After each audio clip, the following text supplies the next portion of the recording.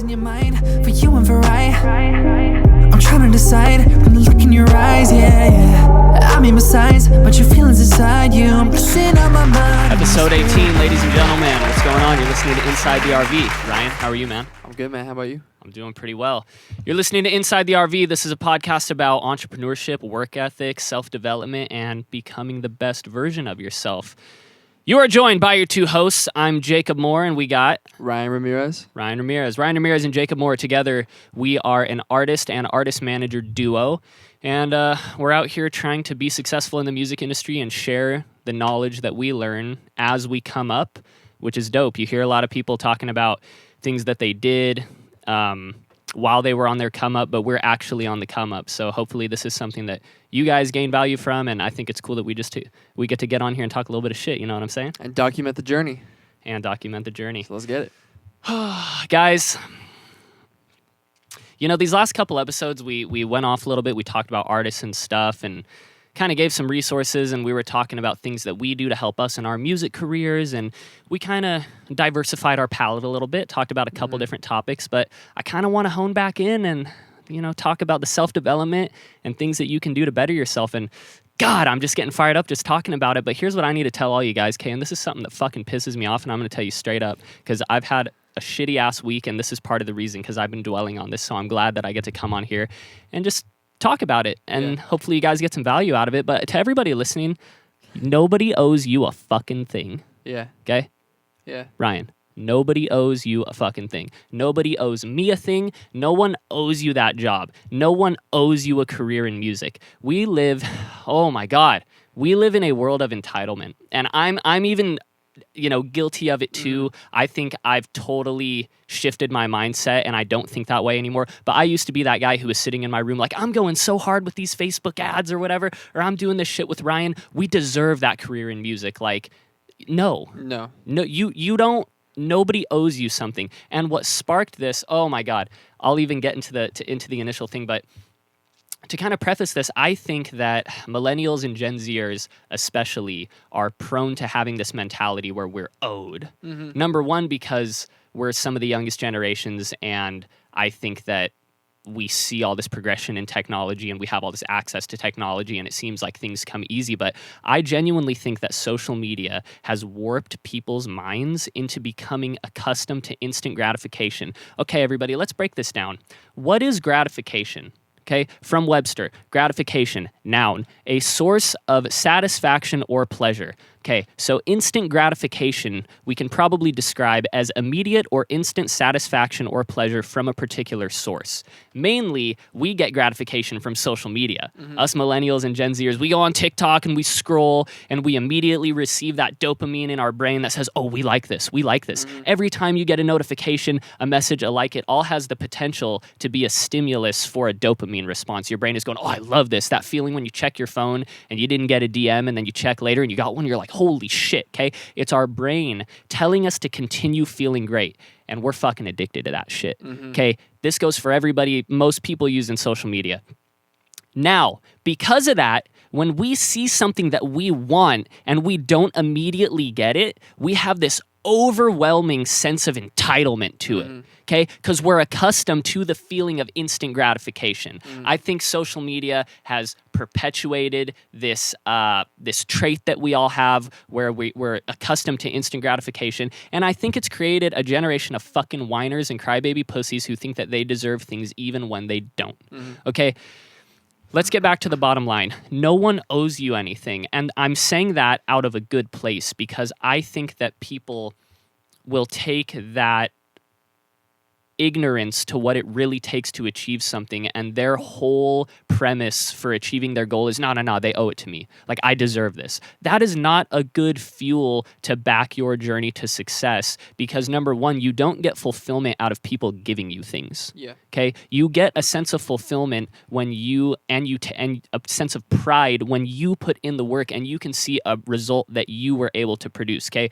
the millions of streams on Spotify, the record deal, and this is kind of taking a shot at a lot of artists too, because this is one fucking thing that I hear from music artists that like I'll straight say makes me mad is when people are like, yo, my record's a hit, dude. Like, how come I'm not on Spotify editorial? Like, damn, Spotify. Like y'all won't even give me a shot at editorial, bro. Like, there are so many other artists who are putting in the work, probably have a better song than you, maybe going harder than you, and you feel like you're entitled. Why? Because you made it? That's a load of fucking bullshit. Yeah.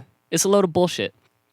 So, I just want to say that people need to understand that there are millions of others trying to be successful in the same realm. I've never really met another dude who's doing what I'm doing, but there's 360 million people living in the United States. There's got to be some other guy or girl or whatever out there who's doing what I'm doing. Just because I haven't met them yet. Who looks exactly like you. I'm just kidding. Yeah, there's probably some other handsome guy out there who looks just like me. No, but this is something that I had to get over. It took a really long time, and every single person that is a competitor to you or is trying to achieve the same thing as you, they have their own set of traits and values that they can bring to the table. Okay, and they might be more valuable than you are.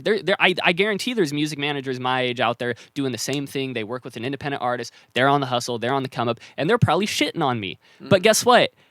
If you think that you should come out on top just because you're an egotistical fuck. Okay, you're an egotistical fuck. But understand this. I've already said it. If you live with the mentality that you're owed things, you will never work as hard, as smart, or as successfully as you need to truly achieve your goal. You're going to continually underperform because you think you're owed something and you have that on your side. Your excuse for underperforming is, no, this is owed to me. They have to give it to me. But no one owes you anything. Okay? And it's like, I don't care that it took you 2 hours to fill out the job app and call your references and whatever, and you put in so much time and work on your job application or whatever. You know, at the end of the day, we live in a meritocracy, and the person who can provide the most value and has the most merit and qualifications and everything is going to achieve what they're trying to achieve. Okay? Nobody cares. Nobody cares. Nobody cares. Yeah. Because we're all out here for ourselves. Yeah.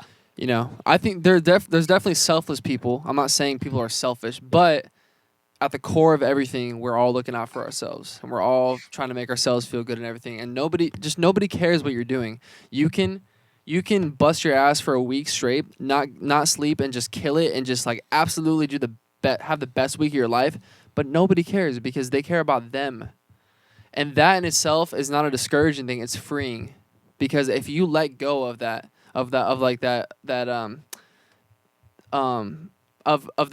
people like holding on to you like in that way, like it's very freeing to know like, yeah, nobody cares. Let me just bust my ass and feel good about myself and focus on rejuvenating myself in that way. And just again, like just nobody cares. It's like,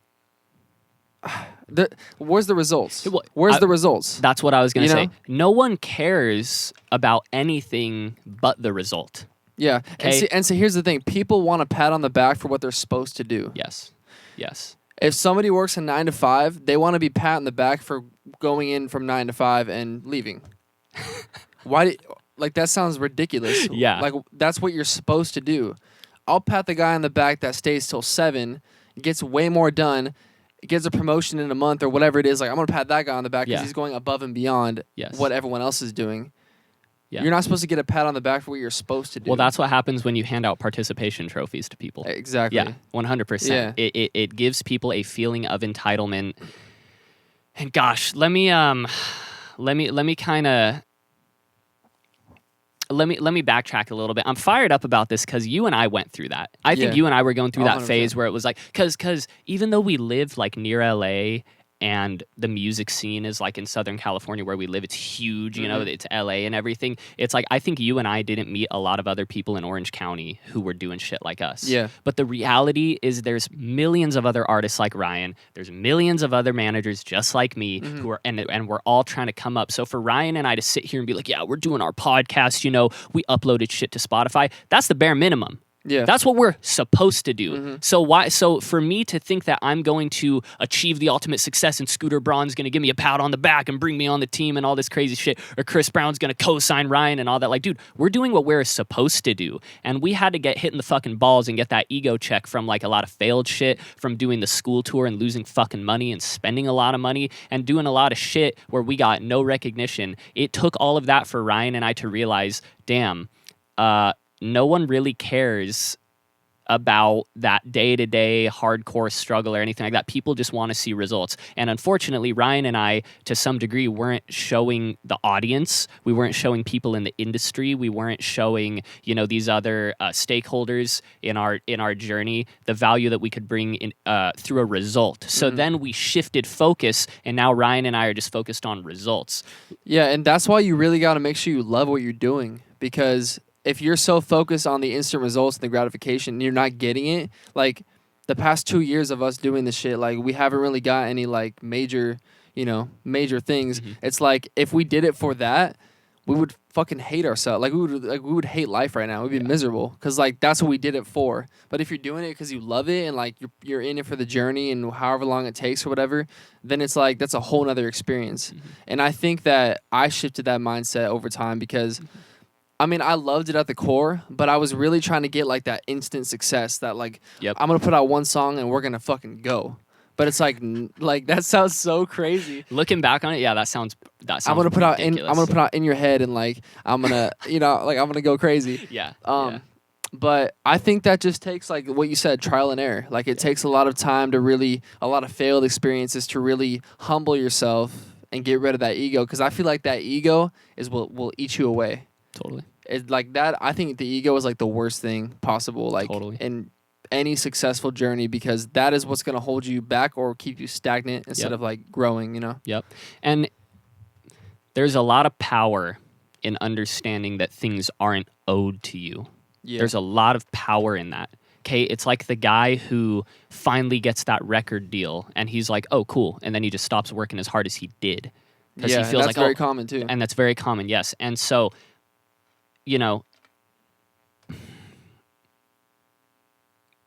I think that when things aren't owed to you, and I've said this before, guys, pride is an important thing. Okay, we grew up with all these people in our generation, and fuck social media, dude. I'm so sick of seeing all these fucking people bash everybody for wanting to like be successful. Like it pisses me off so bad when I go and I see some guy on Instagram who like made it in like real estate or e-commerce or whatever, and the comments are just like, fuck you, capitalist guy. Fuck you for wanting to make money over human life, like whatever, like you just care about money, whatever, like your day must suck that you wake up at 5 a.m. and you grind and all you care about is being successful in money. Like you must not be fulfilled. Your life sucks. The fucking reality is that guy or girl that's getting up and grinding like that, they take so much pride in their work that it boosts their confidence and they probably feel great in their own bodies. 100%. Okay? And the person that's saying that in the comments, they're only hurting themselves. Yes. Because you saying like, okay, You're telling the universe, like, I don't like your success. I don't want that.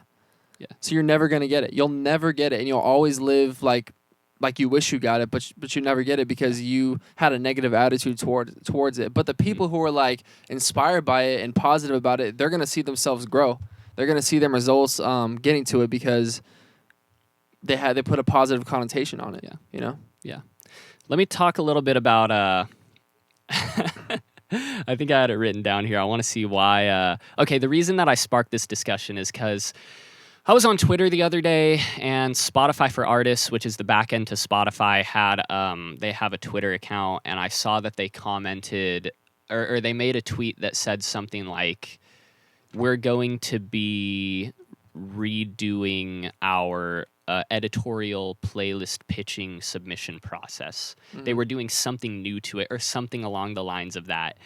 And these motherfucking artists who got like us, like dudes with a couple thousand streams or whatever. Like, I'm not going to go out there and say these dudes with a couple thousand streams because, hey, Ryan and I only got a couple thousand streams or whatever. But these dudes had the audacity. This one guy commented, I can't remember what his fucking handle is, but he was like, damn, I released this masterpiece and y'all didn't even put me on editorial. Like, what the fuck? And he put a link to his song and I listened and I was like, dude, this is fucking trash, bro. This is so fucking shitty. I don't think I've ever heard like someone who says like they have a masterpiece or they're like look at this heat. Yeah. I don't think I've ever heard it being a good song ever. Well, I would not have bashed his song on air right now if he didn't. If he would have just showed it to me, I would have been like, oh yeah, cool.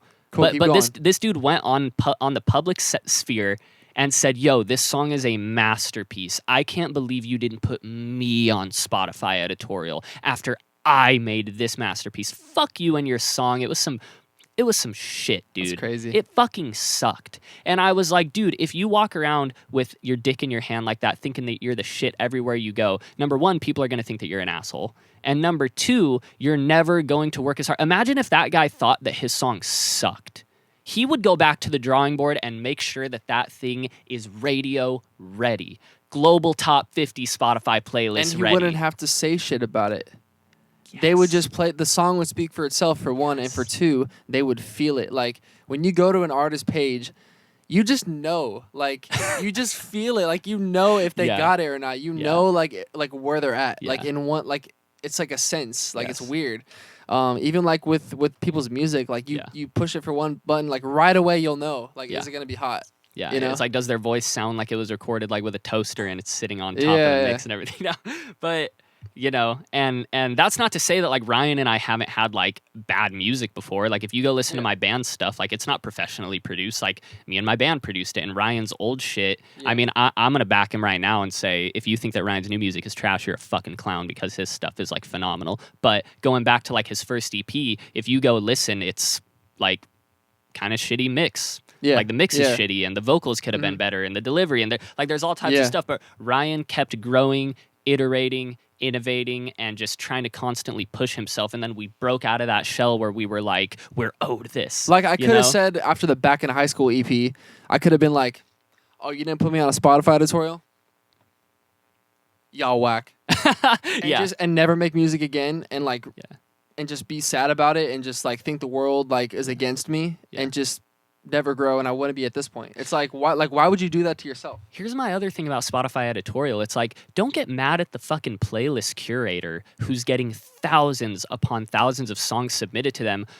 Why don't you look around you and look at your competition? Like, if you think that there are no other music artists, or if you think that there's only 100 other music artists, like for Ryan, like 100 music artists, like dude, there's probably literally hundreds of thousands or millions of other kids or dudes or whatever trying to come up as R&B pop artists. Like, let's just be honest. There's billions of people in the world. There is like Yeah. little music scenes all over every city, country, whatever. There's probably people in the Middle East, in Western Europe. There's people everywhere trying to come up. And now, since the world has become so globalized and interconnected through the internet and social media, now your competition's even bigger. It Yeah. used to just be like, yo, who can I outcompete in LA because there's no way to send a tweet and millions of people can see it. But now it's like, the R&B artist up the street isn't your only competition. Yeah. It's the R&B artist in Germany Yep. and Yugoslavia and like Mongolia and everywhere, Yep. So I just think that is an absolute vibe killer. I don't like it. I don't think it's going to lead people to success when they feel like they're owed something. When you know that you have to work your ass off, you are going to take pride in your work, and you're going to take it more seriously, okay? You can't predicate your entire career on the feeling that someone owes you something, because I don't care. I know everyone listening to this is blessed as fuck to live in America, a fucking amazing country, first world country. We have access to everything, so we're spoiled. We're all spoiled. So we sit here and we're like, I I don't care how you feel. I don't care how you feel about the country. Like, we are entitled. Yeah, totally. Like, we have it great. at this country. 100%. Yes. Yeah. 100%. So, yeah. And the bottom line, let me just wrap it around, because I could sit here and talk smack and cuss my head off for hours, but, you need to understand, guys, that no one owes you anything, okay? And you're going to have to work your ass off to achieve something, and that's okay. If you're doing the work and you hate it and you feel like you want to kill yourself, newsflash, working hard isn't what's making your life shit right now. It's the fact that you're working really hard on something that you're not truly passionate about. Bro, and like, I hate when people think, I used to think like this, like, oh, if I work so hard, like, I want to be miserable. Mm-hmm. Like, oh, like all these people, like, they don't sleep and stuff, like, Yeah. and they really grind, they outwork everybody. Like, those are probably the most miserable people. Nah, it's the reverse. Like, the people who are the most miserable are the people who can't get themselves to work. Yeah. And the people who are the happiest and the most fulfilled are the people who are going the hardest because they have found a pocket where they are just growing consistently and they find results and they just see it in themselves and their confidence just skyrockets. They meet better people. Yep. It's everything just gets better, your whole quality of life. So it's like it's backwards. You know what I mean? How people think about it. Mm-hmm. This is the test. This is the test. If you feel like someone owes you something and you're going to work and it feels like work like it's horrible and it's dreadful, newsflash, you need to look in the mirror and you're probably doing something that you don't truly love in your heart. Come on, dude. I went to college. I know that 90% of the people that I met who were, in nursing and engineering and business, even art majors or whatever it was, there were always people who I could see it in their eyes when they told me what they were going to school for. It wasn't exciting to them. It wasn't super exciting to them. It was like, yeah, it pays good. It's like it pays good and it's kind of interesting, whatever. It's like, no, dude, that's not, we got one life, guys. Yeah. We got one life. So you got to go out there and do something. Like, ask yourself this to find out if you're truly passionate about your career. If I knew I would never get paid another penny for my career starting today, would I still do it? And if you say no, I wouldn't still do my career completely unpaid, you need to get a new job. Yeah. You need to get a new job. And I'm talking about a career. I'm not talking about you flipping burgers right now because you're trying to make your rent while you're coming up and stuff like that. I'm talking about like your goal. Everybody has that, Dude, 100%. that goal. I'm going to be honest, like, I don't even, like, doing what we're doing, like, I mean, it's probably not a good thing, but money doesn't even cross my mind about a lot of things. Well, it crosses my mind. Well, I'm the manager. It's very important. It's 100% very important. But what I'm saying is, like, the thing that occupies my mind more is like the goals, like the notoriety and like just like the advancement in like the music. Like that's the shit that consumes me. Yeah. Obviously the money is very, very important. Yeah. But I'm just saying like that's secondary to me in a way. Yeah. You know what I mean? That money though is going to come because you're so invested in that first part of it. Yeah. I truly believe that. I truly believe that if you're super invested in something and you love it and you are so passionate about it, you will find a way to make money off it. I posted that on Instagram one time and people disagreed. I think that's total bullshit. If you become the absolute best at something, you have to get paid. You will get paid because you're able to provide value to the public in some sort of way that your competitor can't. Okay? And you can quantify that value with dollars. Okay? So people always say like I could never, become financially successful being a milkman. Well, you're right, unless you become the greatest to ever exist. Yeah. You know what I'm saying? There's always a way, and I don't know. I think more people need to take on entrepreneurial journeys to see truly what they're capable of. Like, I wouldn't be talking all this shit if you and I never went out and shot those videos like at your grandma's house, and we never got started on an entrepreneurial journey. I have so many friends like Ryan and I know of a guy who like a year or two ago told us like, yeah, I'm going to start a podcast, and he bought all this podcasting equipment, and I'm out here like, where the fuck is your podcast at? I have multiple friends who've been like, yo, I want to do music. I want to get into music and try this thing just to do it, just to do it. And they never did it. And then I have friends who are like, I want to start flipping cars. I want to do this. It's like, dude, go out there and just start doing some sort of entrepreneurial thing. And you're going to realize like, damn, there's a lot of ways to make money and there's a lot of ways to be successful. So, yeah. So anywho, nobody owes you a fucking thing. Take pride in your work and keep hustling. All right, guys. Now listen. You know what time it is, right? Time for some segments. Okay, we're going to go into a segment. What do we got playing here on the soundboard? Oh, I just turned it up on the soundboard. Oh, yeah. Again, he's just going in on the drums. So check it out. Ryan and I messed around with the segments a little bit today. We're gonna do one that we did last time, and I actually I really enjoyed it. We're both gonna share a song that speaks to us. Okay. Go first. Now you go first. I know you got one in mind. A song that just speaks to me? Yeah. Man. It's so funny because there's so many going through my head. There is a song by a band called Avenged Sevenfold, which is one of my favorite bands. All these things are going to be like super heavy metal. They have a song on from their album City of Evil, which came out in 2005, I think. And the last song on it is called MIA, Missing in Action. And it's about a soldier who goes to war. And I don't, I've listened to the lyrics a bunch of times and I feel like I interpret it in a different way each time. But there's just so many different sections in the song. And it starts off and it's just like, I'm pretty sure it's in D minor, and it just starts on D minor and it's just like a clean guitar and vocals. And he's like, staring at the carnage, praying that the sun would never rise, living another day in disguise, like talking about being like a soldier, or maybe he's like a killer, I forget what it is, but I'm pretty sure it has to do with war. And just the whole song is super, super epic. Like there's these huge sections that have like strings, and like it's just, the song itself is like huge. Yeah. And there's tons of different sections that go into these really wild guitar parts that I think are like super, super unique. And then the solo is killer, bro. Damn. There's so much tension and release in the solo, and it reaches like a climax. And man, it's just a beautiful song. And I think it's like 8 or 9 minutes. And damn, that's a long time. yeah, like every song on that album is like 6.5, 7 minutes. And then Breaking barriers. yeah. It's crazy. Like, and I think the reason that I like it so much, along with that whole album, City of Evil, is because as a songwriter, it really made me realize, like, you're just trying to glue together different sections. Because when I was working with, when working with Arrogant Magician, my band, or just writing songs on my own, I'm always like, okay, cool, intro, verse, pre-chorus, hook. Verse, pre-chorus, hook, bridge, chorus, outro. Like just standard, super, super standard structure. And I, after listening to that album like over and over, I was like, dude, these guys, like, is this a bridge? Is this a verse? Like, what is this? But the songs all, the entirety of the song meshed together so well. So it really helped me like break out of a barrier. Like, yo, as long as I can take all these different sections and paste them together and make them work, and the song as a whole works and wraps around, it's all good. That's awesome. And the section like after the intro comes in, the drums are like just like super like rhythmic and like groovy, and then it gets heavy as fuck.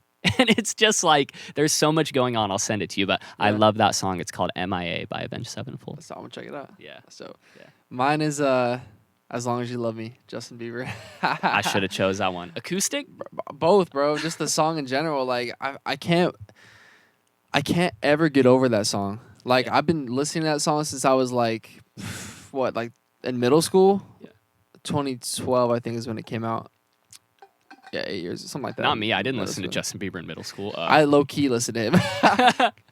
I was embarrassed about it, but like at that time. But anyways, that song is just, everything about it is just a smash, dude. Yeah. Like so Nasri Otway, I think is his name, from that group Magic. And the song "Why You Gotta Be So Rude." So the lead singer of that band wrote that song. And then Rodney Jerkins, legendary producer, produced the song. And dude, like just the way it hits, like it has like EDM elements to it in a way, but it's not like, it's still like a straight pop smash. And like at that time it worked, like the whole EDM thing. His vocals just like super, bro, like his vocals were amazing on that song. Like it's got like a whispery type of feel to it. What else about it, man? Like just the intro, like right when it starts, it just captures you. And to top it off, the acoustic version is like unbelievable. I still play that song to this day. Like you and me still play it. Like I just can't get over it. Like the structure of it, the way he goes into the falsetto in the chorus, it's so catchy, and like it just shows off his range too. It's like, dude, that song is just so captivating. Like even if you don't like Justin Bieber, if you sit down and give that song a chance, you will like that song. I have no doubt in my mind. Like you will like that song. It's like, it's one of those timeless songs that just will never, like, it'll never get old. At least for me. I don't know. Like it's like in and out. It's like you can listen to, or you can listen to it or eat it like 4 times a week, and you can't get sick of it. You know what I mean? Yeah. Yeah, I remember the first time that I listened to it. I can't remember who showed me, but I had only heard the acoustic version. I had only heard the acoustic version of Believe. Okay. I hadn't listened to like anything off the actual record, a fully produced record. And then I heard As Long As You Love Me, and it was like like doing some shit. And I started like fist pumping and shit, and I was like, oh wait, wrong genre, my bad. But yeah, no, that was super. I was like blown away. I was like, there's no way that this is the original. Like, no, like what? And then I listened, and it was great. Yeah, it's like unbelievable. It was great. Well, hey, everybody. That's episode 18. We appreciate you guys listening. Reach out on Instagram at Jacob Moore, JACXB Moore, at Ryan Ramirez Official. Hit me up. Business inquiries, Jacob at densitymgmt.com. Hope you got some value. Hit us up and send us some stuff you want us to talk about. Let us know. For you and for I'm trying to decide from the look in your eyes, yeah. I mean, besides, but your feelings inside you. I'm messing up my mind and my spirit, babe.